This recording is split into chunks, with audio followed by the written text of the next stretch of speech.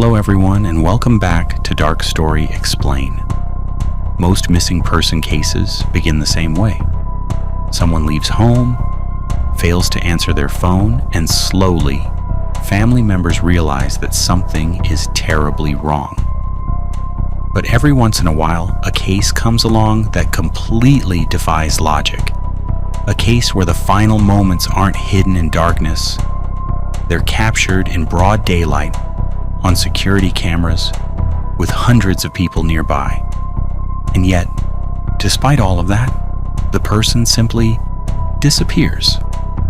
This is the story of a 28-year-old German man named Lars Mittank, whose final known moments remain one of the internet's most disturbing unsolved mysteries.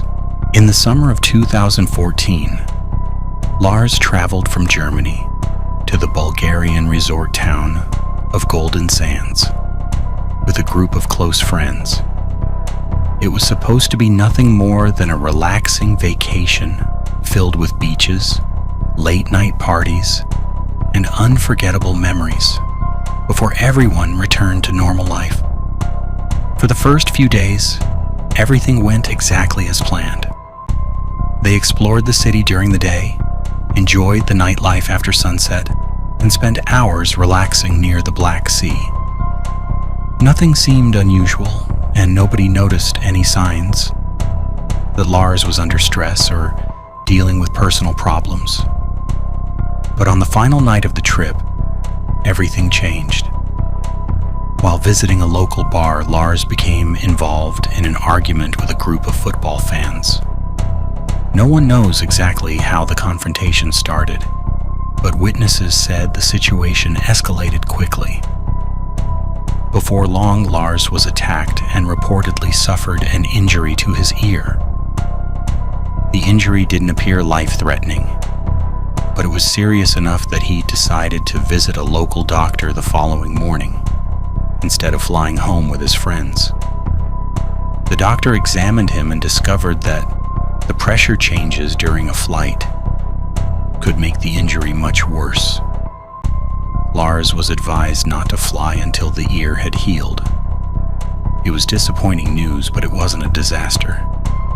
His friends returned to Germany as planned, while Lars stayed behind for another day, booked a cheap hotel, and arranged to catch the next available flight home. At first, everything seemed completely normal. He called his mother in Germany and calmly explained what had happened. He sounded tired but optimistic, telling her there was nothing to worry about and that he would be home very soon. Then, during another phone call, his behavior suddenly became strange. Lars told his mother that someone was trying to kill him. He claimed that men connected to the fight were following him and that he no longer felt safe. His mother tried to calm him down, believing the stress of being alone in a foreign country might be making him anxious. She encouraged him to stay inside the airport until his flight departed. Lars agreed. On the morning of July 8th, he arrived at Varna Airport carrying nothing more than a small backpack. Everything appeared routine. He checked in for his flight and waited quietly inside the terminal. At one point, he visited the airport medical office because he was still concerned about his injured ear. The doctor briefly examined him, and for a few moments, nothing seemed out of the ordinary. Then, without warning, Lars suddenly looked toward the doorway as if he had seen something that terrified him. He quickly stood up,